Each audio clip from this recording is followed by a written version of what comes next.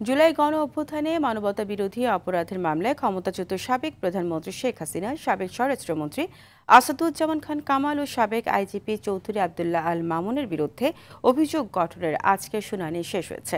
পরবর্তী শুনানি আগামী সোমবার। বিচারপতি গোলাম মর্তুজা মজুমদারের নেতৃত্বে 3 সদস্যের ট্রাইব্যুনালে এই শুনানি হয়, যেখানে চিফ প্রসিকিউটর তাজুল ইসলাম রাষ্ট্রপক্ষের বক্তব্য উপস্থাপন করেন। উপস্থিত ছিলেন আসামি পক্ষের রাষ্ট্র নিযুক্ত আইনজীবী আমির হোসেন।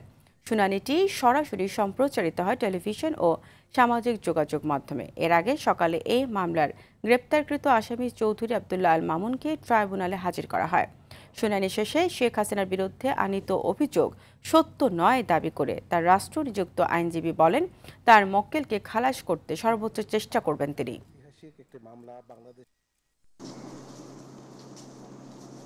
সারা দেশের সব জায়গাতে একই পদ্ধতিতে হামলাটা হয়েছে এবং একটা নির্দেশের আলোকে প্রধানমন্ত্রীর থেকে নির্দেশ এসেছে, সেটা চেইন অফ কমান্ড বাস্তবায়নের মাধ্যমে পুলিশ বাহিনী এবং অন্যান্য বাহিনী অক্সিলিয়ারি ফোর্সেস তারা গ্রাউন্ড লেভেলে সব জায়গায় একই পদ্ধতিতে এই কাজটা করেছে। যে আমি মনে করি যে তার বিরুদ্ধে যে 5টি চার্জ আনা হয়েছে এই চার্জগুলি সঠিক হয় নাই।